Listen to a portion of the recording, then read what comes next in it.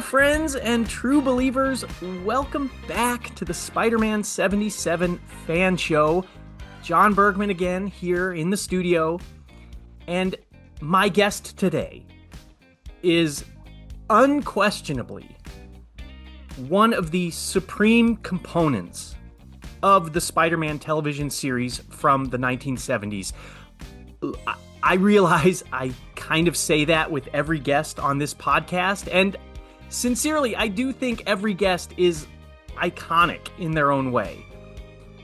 But it is not hyperbole to say that the Spider-Man show would be totally different in our minds and in our memories if it wasn't for this actor's contributions and this actor's interpretation of the key role. Of course, I'm talking about the one and only Nicholas Hammond, who played the title role of Spider-Man and the role of Peter Parker in all episodes of the CBS television series.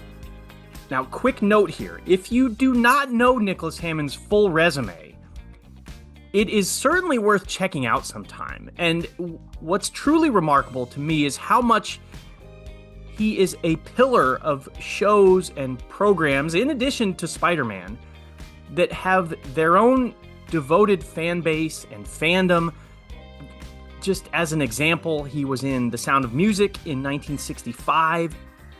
Leading up to Spider-Man, he also appeared in an episode of The Brady Bunch.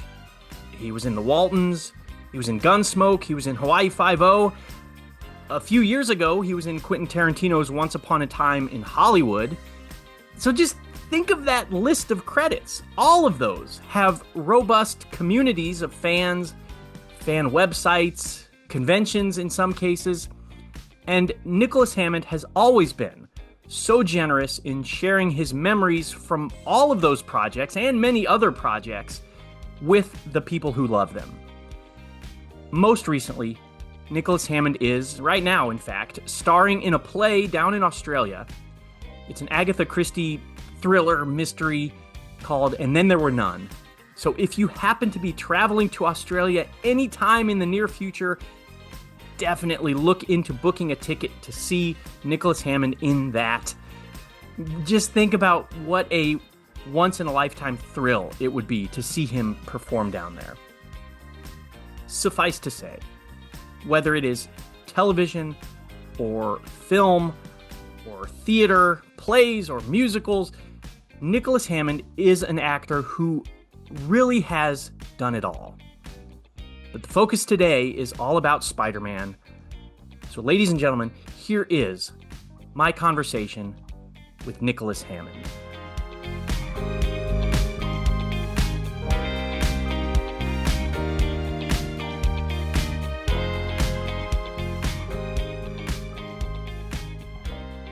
Nicholas Hammond, thank you so much for joining the Spider-Man 77 fan show. Thank you. It is such an honor to have you here, and I don't think it's an exaggeration, and in fact I know it's not, because I've talked to so many fans of the show. It's not an exaggeration to say that your portrayal of Spider-Man, of Peter Parker, is kind of the iconic aspect of the show that so many people think of first and foremost when they think back to this series. Yeah. It's endured now for what, 46, 47 years. Gosh, yes, it is. John, the thing is what I think is difficult for people to remember, and particularly people who are younger, who've grown up with the franchise, films from Sony. When we did the series, there was no template. There was no kind of reference as to how to portray Peter Parker in a live film, in on screen, on camera, as a living human being, not as a graphic artist figure. And so we were really starting from scratch. And I think what we wanted to do, and fortunately, it's the way CBS felt, because I thought, well, if I'm going to do this, I'm an actor. I can play a character, but I don't know how to play a superhero. And they said, no, we don't want a guy who we're constantly thinking that he's a superhero. We want people to forget that he has this power he's been given. We want them just to get involved in the story of Peter's life, of what he goes through at work and in his attempts at, going out with girls and then realizing he really can't because then they're going to find out who he really is. But they wanted the show. Of course, everybody loves Spider-Man and everybody loves the great stuff that Spider-Man does. But they said, and it was probably pretty ambitious, they said, we would like this show to stand alone as a show, even if you didn't see Spider-Man. In other words, that the storyline is strong enough, between Peter and, Mr. Jameson and what's going on at work and what's going on at home with Aunt May and in his college with his college buddies.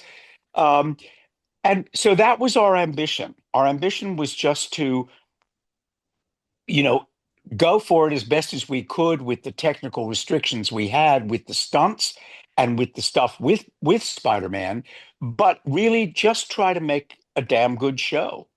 And that was our objective. And what you say is interesting because I get it all the time that people will still come up and say, well, without that template that you established, really, the whole franchise would have had no kind of grounds for thinking this is something people are going to want to see. But the fact that, as you say, 46 years later, people still come up to me, in airports or if they see my name or something, and they want to tell their story about how when they were 8 years old or when they were 10 years old or whenever, however old they were, this was the show that they really connected with. So I think you're right. It did create a new genre, and that genre exists today. I am so curious to hear a little bit more about the kind of the craft, the acting that went into your creation of Peter Parker, the Hmm. what you drew upon, because you have said in other interviews, and you sort of just mentioned it here or implied it here, you weren't an avid comic book reader of Spider-Man, Not and really. No, and I you have to. Mm, yeah, and you hadn't tuned into all the cartoons, and you really, I think eventually that kind of was by design because you wanted to create Peter Parker in sort of in your own image. So I'm wondering, exactly. yeah, what did you draw upon in terms of to create this character, maybe influences and inspiration and maybe Mm, experiences from your own life? Just sort of what did you pull sure. in to do this? Well, again, I mean, with any character, you're like a magpie, and you're picking up little bits and pieces here, there, and everywhere that you think are going to be useful. In my case, I do think it was an advantage that I didn't carry the burden on my shoulders of thinking, oh my God, I'm playing this iconic, much loved, hugely popular cartoon, not cartoon, but a comic book character. I'll be honest with you, I had never heard of Stan Lee, which in a way was great because I was able to sit down with Stan in New York and sit at a diner and have a coffee and talk to him. And I didn't feel I'm in the presence of this guy who's done this remarkable thing. To me, I mean, he was always a very interesting guy. But the thing that became pretty apparent to me talking to Stan was Peter Parker is Stan Lee. I mean, he basically it was a projection of the kind of guy he wished he was. And it's that thing that I think a lot of us do when we're young, where we have a kind of fantasy image of ourselves. Uh, if we were put into a situation where we needed to do something heroic, would we do it? And we all like to believe we would. And so talking that was kind of the base level that I was working from is I thought, okay, it's Stan. Also, I was still young enough that all the experiences were very, very close to my own life. I mean, Peter's at college. Well, I'd only graduated from college like 3 years before. And so that whole world and the world of, his that he lives with his aunt. And I mean, I hadn't done that, but I could well imagine as a young man, sure, you love your mother, you love your aunt, you love your grandmother, but at that age, you kind of want to be with a little bit more freedom. And so all those were things, that I kind of drew on. I think that we had a scene we did I guess it's in the pilot, in the first episode, where I'm actually making the first suit, the first Spider-Man suit, having decided if I'm going to use this power, I've got to do it anonymously. And so, yes, okay, I can move kind of the way a spider moves, so I'll make a Spider-Man suit. But I do remember I had this idea. So okay, so what we did was we shot me doing it, and then there was supposed to be a shot of me standing there in the suit, and you see for the first time the full Spider-Man. And I said to the director, they're not going to think that's me in that suit. They're just going to think it's some stuntman or some double or something. I said, why don't we do that? But why don't we, right in the middle of me looking at myself in the mirror, pull off the mask and then just like laugh, like, is this not the coolest thing ever? And we shot that. And I think it was an important thing to include because what I was trying to do was I don't want the audience to forget that even though there's a man there wearing a red and blue suit, it's me. It's still Peter Parker. It's Peter Parker in that suit. And Spider-Man is a role he plays. You know, Spider-Man is not, is not a thing. I mean, Spider-Man is Peter Parker, and this is the persona he has to adopt, to try to put fear and trembling into the minds of guys who probably could kill him in an instant if they actually knew who he was. So, yeah, for all those reasons, I think what we were constantly trying to do was just go back to the humanity of the guy and the humanity of all the characters, really, Uh, and I think we managed to achieve that fairly well. Again, it's kind of almost absurd how limited our budgets were and how limited technologically we were compared to what they can do now. But on the small budgets and the very fast shooting schedules that we have, I'm proud of what we did. I think we did something that was of significance, really. That's fascinating that you mentioned that when in the pilot, when the Peter Spider-Man takes off the top of the suit, the mask, that was your idea. And I'm curious, as in the other episodes of the series, did you find that you were able to offer your little Yeah. suggestions like that of Hmm. ways Yeah. to tweak the script or tweak the Yes, I mean the thing is, and I think this is probably true when you're for the lead in any series. Um, it's a balancing act because, of course, you respect the writer, and the writer has done a great deal of work, and you respect the director. But what happens is when you're on a series is before too long, you become the person who knows the character better than anyone. You know, they'll bring in a new writer. That's the first episode he's ever written. If he's done his homework, he's gone back and looked at the other ones and he can follow the sort of journey arc that the characters made. But he doesn't get everything right. And same with you bring in a director, and a director will say, "Oh, Nicholas, wouldn't it be really cool if you do this?" And I'm thinking to myself, well, 3 episodes ago, I did something that would make it impossible for me to do this now. And you just have to find a way politely and without being, in any way trying to pull rank, but to just simply point out that to be consistent, maybe we should find another way we can accomplish the same thing. So, and as I say, I'm sure George Clooney did it on ER. I'm sure everybody who's been on a series after a while, they own the character, really. They own the character better than, and unless it's a show, where you're also right, unless you're Jerry Seinfeld and you're writing it as well as playing the character, on almost any show, that's what's going to start to happen after a while. You're the only one that's been there since the very beginning and has done every single frame of film and said every single word that this character has ever spoken. And so, I mean, you use the right word. It's tweaking. You don't try to override and say, "No, I'm not doing that. I want to do this." At least I don't. I don't behave that way. What I try to do is say, "Yeah, I can do that." But when you think of these other things that have happened, maybe we should just see if we together we could just find another line that might work a little bit better. Or maybe we don't even need that line. Let's just go on without saying that. Because for the real fans who will remember what happened 3 episodes, they're going to go, wait a minute, I mean, if it's something as simple as this didn't happen, but let's say in episode 3, Peter says something like, I hate guns. I don't ever want to carry a gun. And then in episode 7, he pulls out a gun.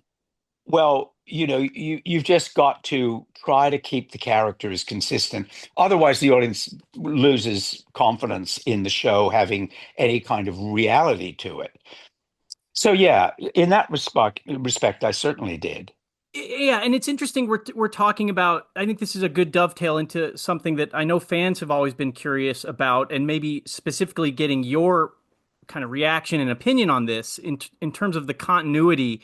Um, there were some changes from the pilot to then Hmm. when the series gets picked up. I know there's the character of J. Jonah Jameson, who's kind of the cantankerous Peter's newspaper boss, played by Yeah, David White in the pilot, then replaced by Robert F. Simon for later yeah. episodes.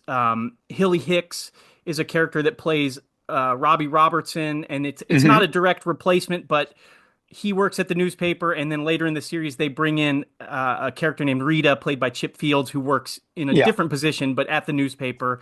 And then Aunt May, we see Aunt May in the pilot, played by Jean Marie Donnell, Jeff Donnell, and That's and right. and she is not in any of the other episodes. I And know. I was very yeah, sorry about that. I thought I would have liked to have seen more Aunt May through the show. Uh, Look, the network just went in another direction, and that's what they decided to do. I the replacement of the Jonah Jameson character, I think that might have been a health issue. It was never really entirely explained to me. Uh, but and also, I mean, we had a wonderful actor in the pilot who played the bad guy, who played the sort of villain. He passed away after we made the pilot. I'm sure they would have definitely had him back because he was marvelous in the role. But one of the things, it's interesting you mentioned Chip and Hilly, because to my knowledge, this was the first series on American television that had African American characters in it that were just integrated into the story without any explanation, any reason why they're there. They're just there. And, and I think it was a little bit groundbreaking that way. And whether this had anything to do with it or not, but something that has always interested me, like when the series was on, and then for, a few years after it ended, when it was still fresh in everybody's mind, if I had 10 people come up to me on the street to say, hey, I love your series, blah, blah, blah, 7 of them would be African American. So I've never known exactly the reason for that. But I think the fact that we did have those characters and they were just comfortably part of the mix, I think might have made a more diverse audience feel more included. And the other thing I think might be true is I think if you were a young African American boy watching Spider-Man, the person in that suit could be you. I mean, once he's got the suit on, there is no color, there is no ethnicity. And so I think anybody can project themselves into being the man in that suit. Now, that kind of goes against what I said before about, it's always Peter in the suit. But if you're 6 years old or if you're 8 years old and you're watching, it probably is easier than imagining you're Superman, where you can still see, the face and the head of the Caucasian actor playing Superman. These are just off the top of my head theories because I always found it interesting that if somebody yelled at me as I'm walking along the sidewalk out of their car, out of their truck, to say, hey, Peter Parker, whatever, always in a friendly way, they were so often non-white. And I've just always found that quite fascinating. That is fascinating, and that kind of speaks to also the setting. I mean, it was filmed in Los Angeles, but of course, it's supposed to take place in New York City, and there are a bunch of Hmm. establishing shots of New York City, kind of the melting pot of people and cultures. So I think that Yeah. I think that the show did a really good job of portraying that. I think Um, we did the best we could between downtown LA, where we shot a lot of it, down in some of the more kind of urban, grungier area of LA, and then, as you say, well, we shot most of the pilot in New York City, and we would go there from time to time and get a lot of establishing shots, and pick up shots from different episodes. Usually of me out on the street, or or a building climb or something like that. So integrated enough of it, so I think it still had the flavor of New York. Yeah, that's true. I'm thinking now the pilot, there's the scene when you're sort of hypnotized and you're kind of climbing on the Empire State Building a little bit and you're it's something pokes your pin and it like pops off and but that look That's that was really you climbing kind of sort of Mm. is kind of climbing, not Yeah, yeah, anything too yeah. dangerous. But I do want to mention I want to bring up a couple other co-stars, people that you acted with. There were so many Hmm. great actors in the series.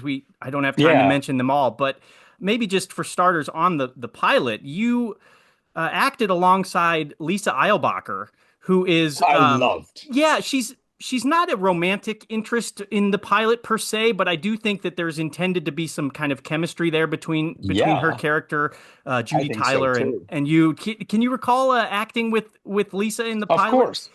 I knew both the Eilbacher sisters a bit before we did the pilot. And when various names were being mentioned, I mean, I didn't get her the job. She got herself the job. But I certainly expressed huge enthusiasm that if they managed to get Lisa, because I thought she was a terrific actress and I thought she was just perfect for the role. And I was really sorry that she didn't want to come back and do the series. And I don't know why. Maybe she was offered another job that she thought was going to be better. But frankly, I think it would have helped the show if we could have kept that relationship going. That's not to take anything away from Ellen Brie, who came in, but Lisa and I really had a real connection, I felt. And as you say, I fully anticipated that if the pilot sold, which it did, uh, after we got the highest rating on CBS of any show that year, um, I was really looking forward to the writers kind of really doing a really cool development of a storyline between Lisa and myself. And because she's such a strong actress, I was fully expecting that there would be episodes that were mainly her, you know, and because I knew she was good enough to carry an episode. So that was a disappointment, but I loved doing the pilot with her. I loved her during the pilot. She's a very, very smart girl.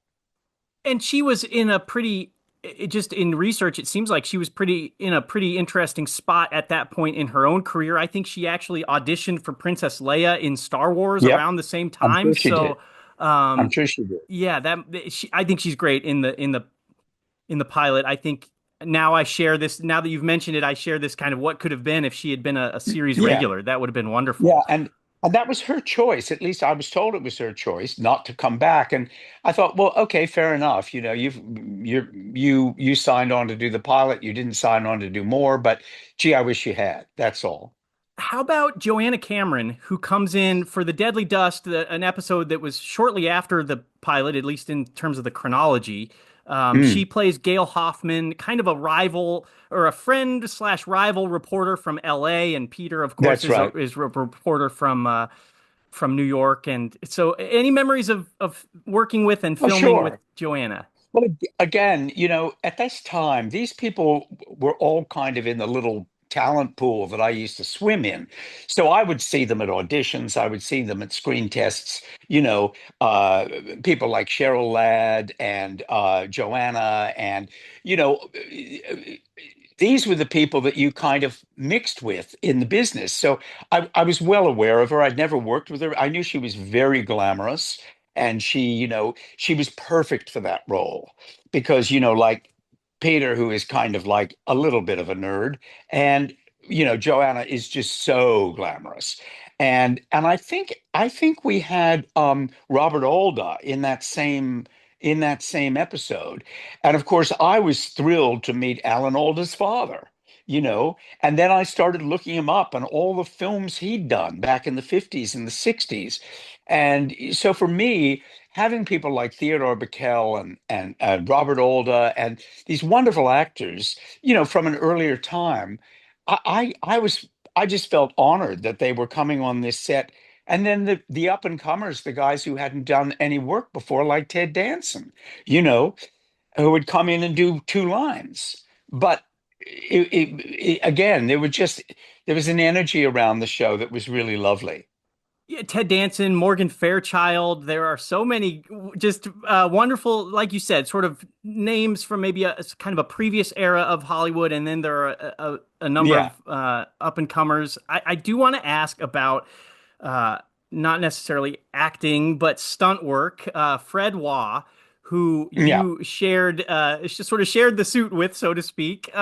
yeah. What are your memories of Fred? So many people, when I talk to them about the series, especially cast and crew members, Fred's name comes up so often and Oh, so yeah. warmly. Everybody just Oh, says he sounds like he was totally. just the loveliest guy. He was. He was a very sweet guy. He was very he'd never done anything like this before. And I think he'd done some stunt work, but Fred's background was circus. And he'd been like a high wire man in the circus, which was one of the reasons he was great because he had zero fear of heights. I mean, he had no vertigo whatsoever. He was a really, really lovely guy, and we worked well together.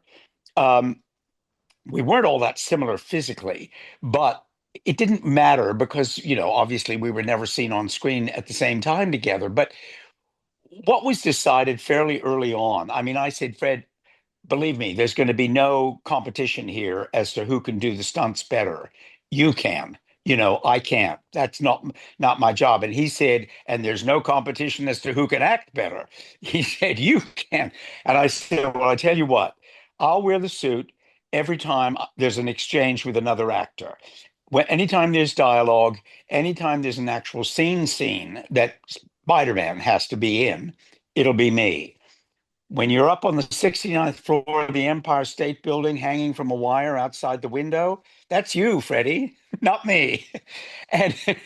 And we were it was great that way. And we got on terribly well.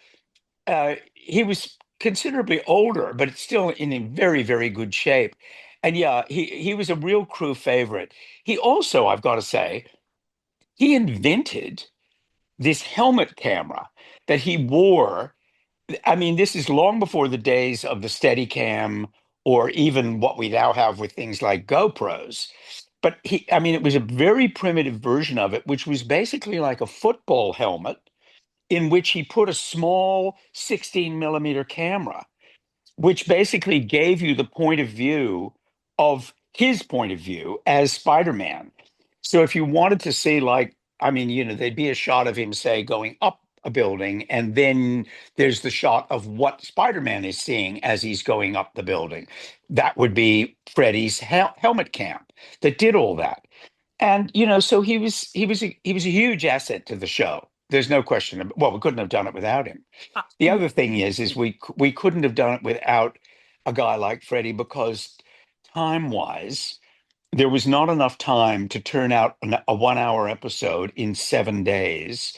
Stunts take a long, long time to set up, to rehearse, to make sure they're safe. So there was always a B crew out filming with Freddie, and the A crew was with me doing all the Peter Parker scenes or the scenes, as I just said, if it's Spider-Man interacting with other characters. was there ever a time when the A crew and the B crew was there like a cafe or a bar where everybody would meet kind of after filming Sure, for the of day? course. Well, at lunch, usually at lunch. I mean, unless the B crew was, long, long, long, long way away, they'd all come back, and we'd all have, we had one base camp, and then everybody, like in the morning when you're getting ready and you're getting dressed and doing all that stuff, and have breakfast. And then they would come back for lunch, and that's where we'd sort of, compare. No, hey, what have you guys been doing, and where have you been, and how's that all going? And every now and then, if we had the chance, like if Freddie was doing a really cool stunt, like I remember in Hong Kong, there was this building with all these round windows on it, and he climbed right from the ground up to the top of this building.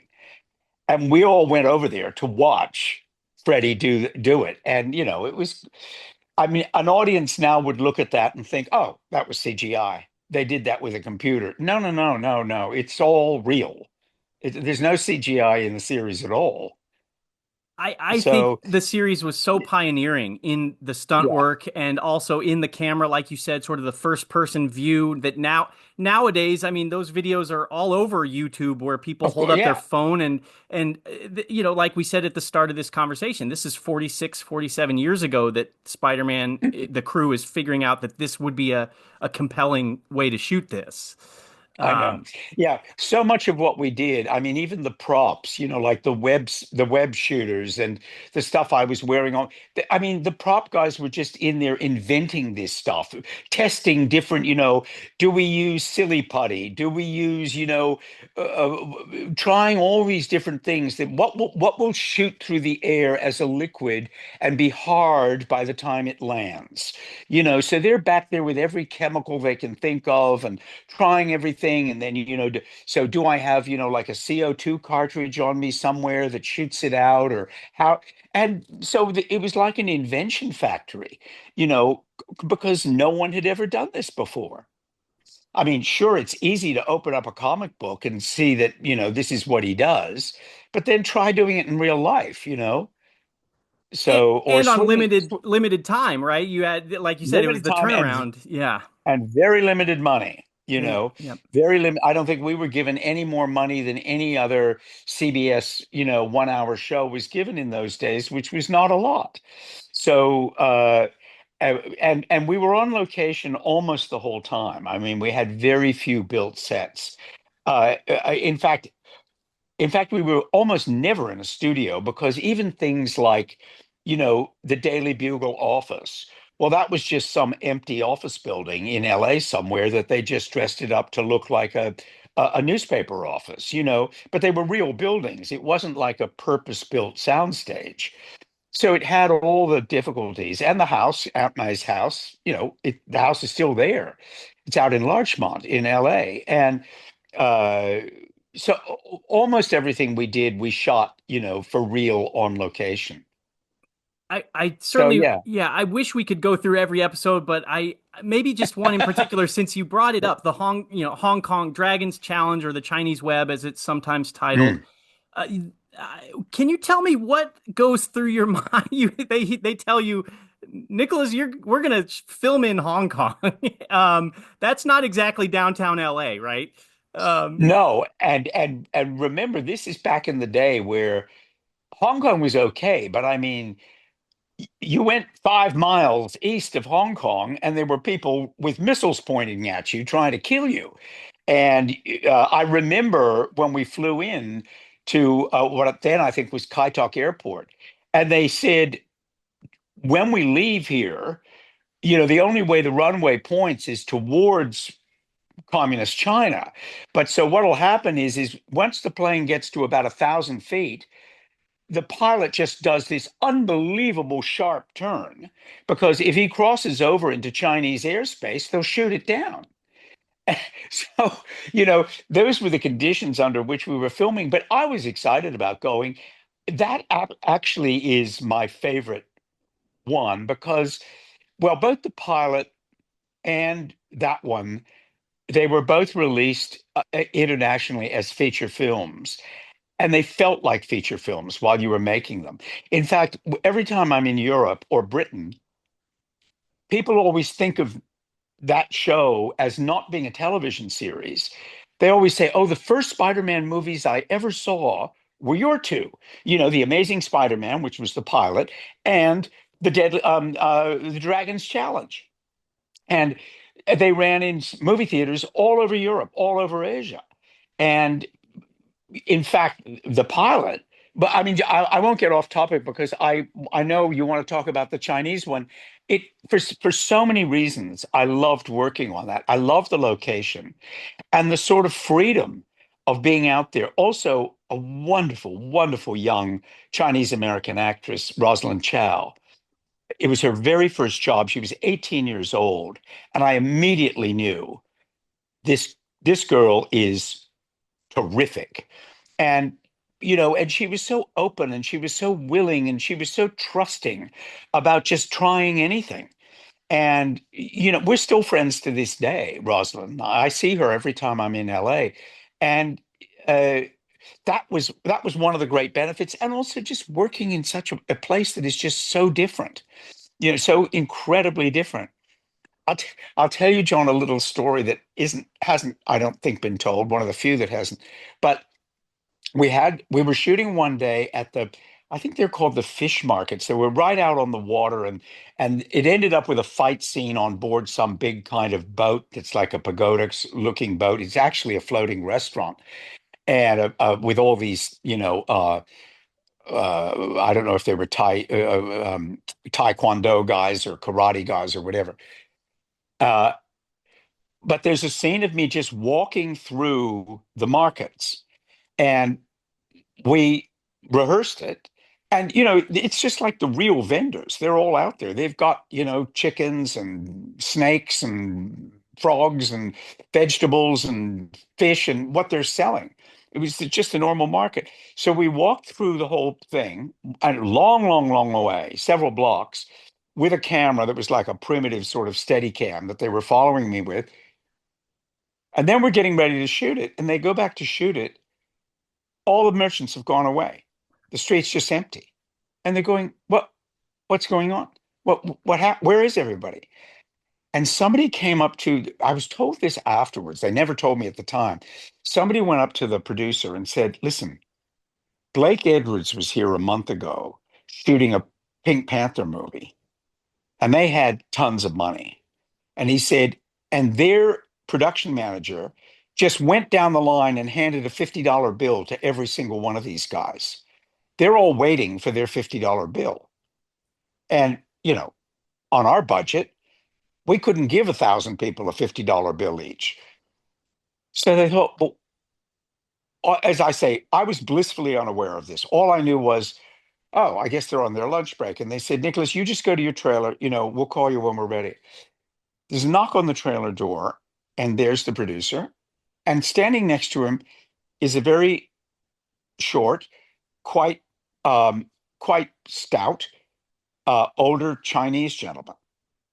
And the guy said, Nicholas, this is Mr. So and so. He doesn't speak English, but he's been told that you're the star of the show.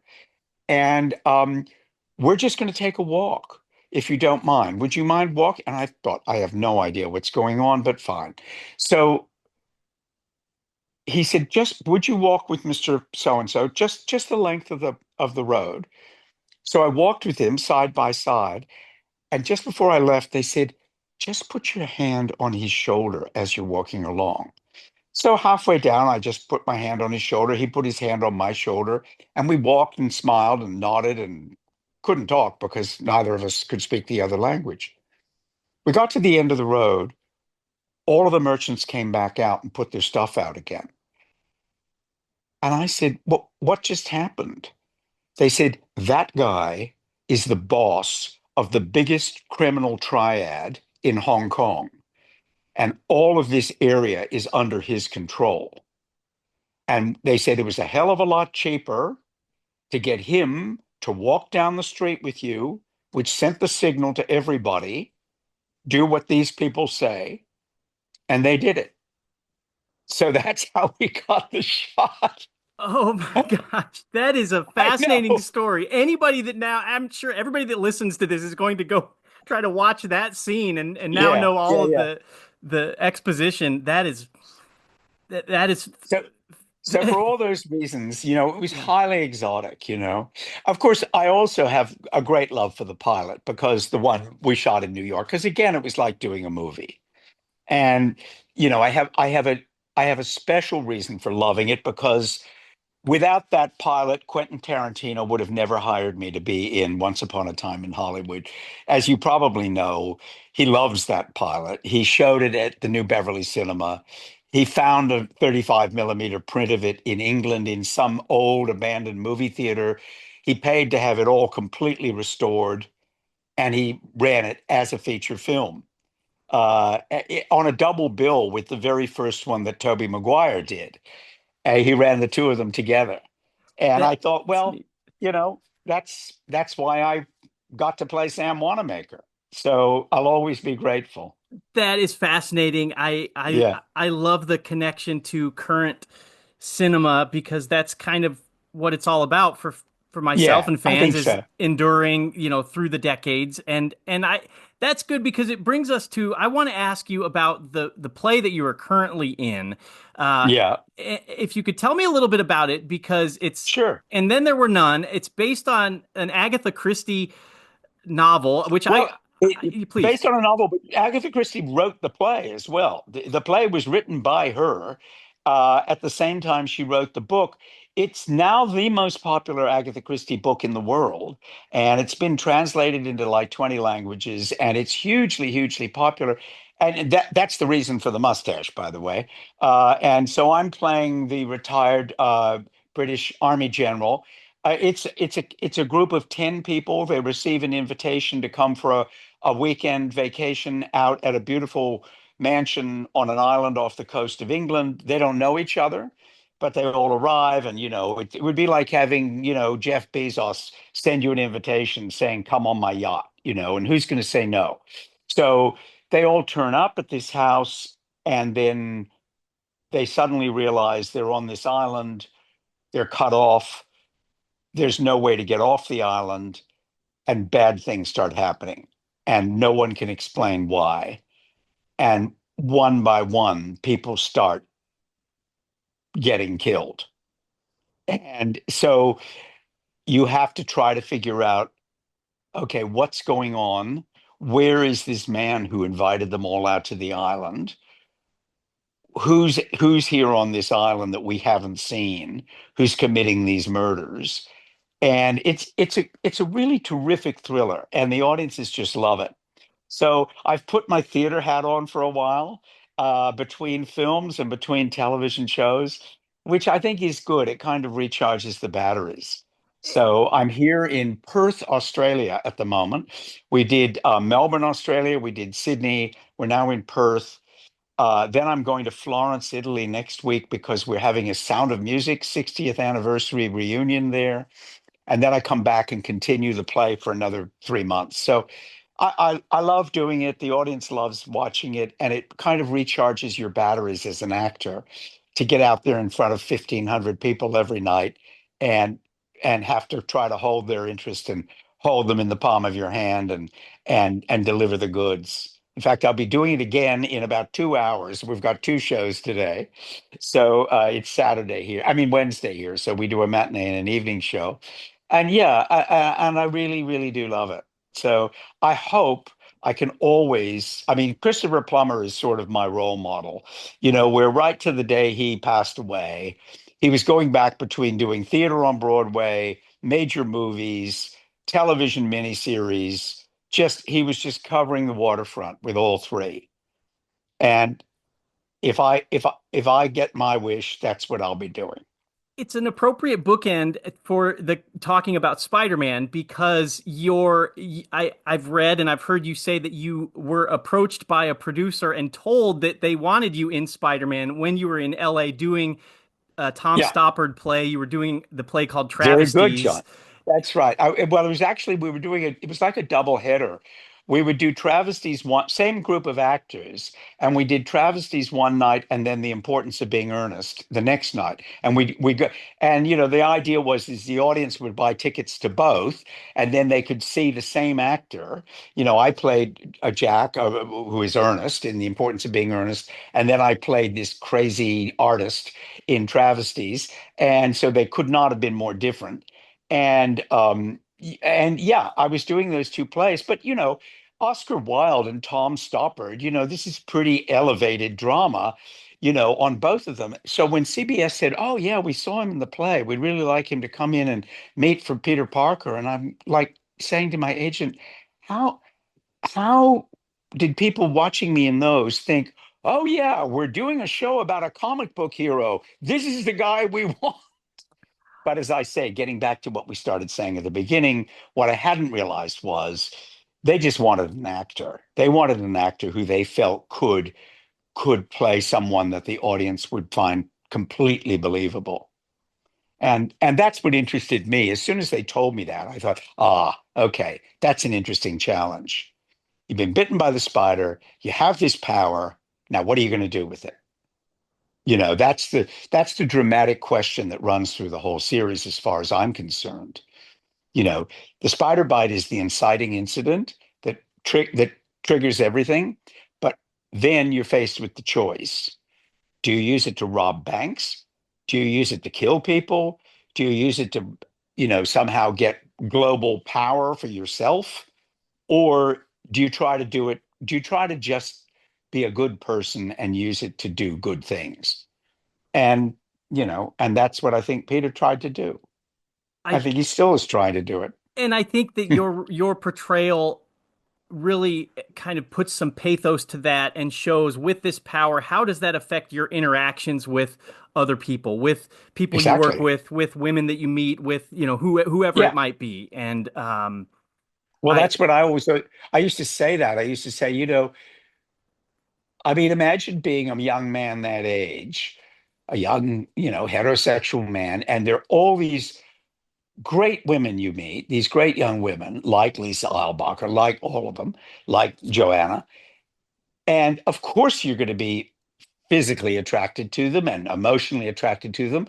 But you think, this can only go so far.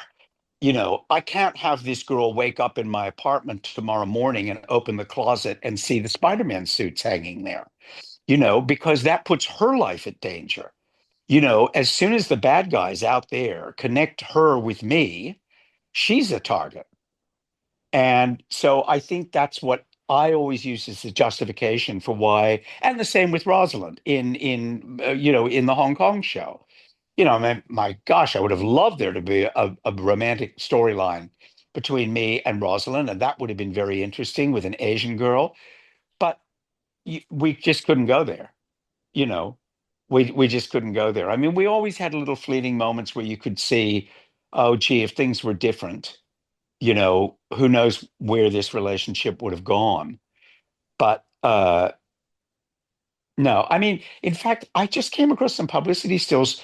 There are these stills of Lisa and me, kissing and, in highly romantic kind of, situations. And you think, well, obviously that was kind of their objective at that point. These two are going to be a couple in some way, shape, or form. Uh, but yeah, you're right. All those things, you know, with that kind of power comes the responsibility. And with the responsibility, there is, you use the word, and it's right, it's pathos. Because there's a melancholy underneath it all for someone like Peter, that in a way he's kind of compromised, which sounds strange when you're a superhero, but he is, well, I think he is anyway. I'm not sure. I haven't spoken to Toby or to Tom or to Andrew and whether they feel that way or not, but I certainly do. So, and if I ever had the chance to sit at a round table with the three of them, I think that would be an interesting discussion, really. And who knows, maybe that'll happen someday. But yeah, so you're right. It all started with theater for me, yeah, playing Spider-Man, which is the weirdest thing, but it did. I mean, look, I'd done enough film that when they screen tested me, they knew I knew I could do it. But it was seeing me in those shows that made them want to know more about me. Yeah. well, on behalf of so many, if I can speak for all the fans of the series, Please do. I just want to say that I think you brought a depth, a seriousness, and a degree of kind of emotional layering to the character that had never been seen before. Thanks, And John. and I think that you just really created something special. And so a heartfelt thank you for your insights and instincts and effort that went into the portrayal of Spider-Man and Peter Well, Parker. it was a joy for me to do. I'm very proud of the show, and a thank you, a heartfelt thank you from me to you and to the thousands and thousands of people over the years who have approached me and said that the show had a great significance to them. And many of them say, and then when I had a son or a daughter, I would sit and rewatch it with my child. A lot of them kept videotapes of the original series, and they'll sit down with their children now and they said, my 10-year-old boy loves this just as much as I did when I was 10 years old. And that makes you feel good, you know? It's You've done something that brings pleasure to people. it crosses Yeah, generations. it does, John. And it's a Yes. pleasure talking to you. So all the best to you. And I hope there's something there that's of interest. This is wonderful. Nicholas Hammond, thank you so much for coming onto the show. I really appreciate it. Absolutely.